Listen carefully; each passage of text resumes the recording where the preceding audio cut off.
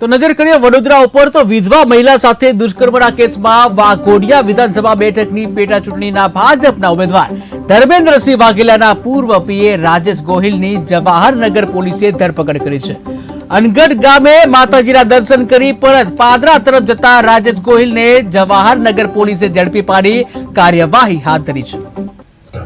ગઈ તારીખ 11 મેના રોજ એક રણોલીના રહીશ મહિલાએ એક ઇસમ વિરુદ્ધ 376ની ફરિયાદ આપેલી હતી, જે અનુસંધાને આરોપી રાજેશભાઈ પ્રતાપભાઈ ગોહિલ કે જે પાદરાના રહેવાસી છે અમને એરેસ્ટ કરી અને કાયદેસરની કાર્યવાહી કરવામાં આવી છે। આરોપી જે છે એ પાદરાના રહેવાસી છે અને પૂર્વ એમએલએ સાથે એમને શું નાતો હતો એ હજી કાગળ પર કંઈ આવ્યું નથી અને તપાસનો વિષય છે।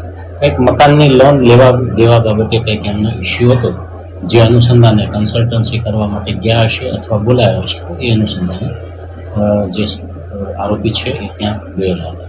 એમના રેસિડેન્સ ઉપરથી તો એ જે તે વખતે એક્સકોન્ડ હતા, ભાગેડો હતા।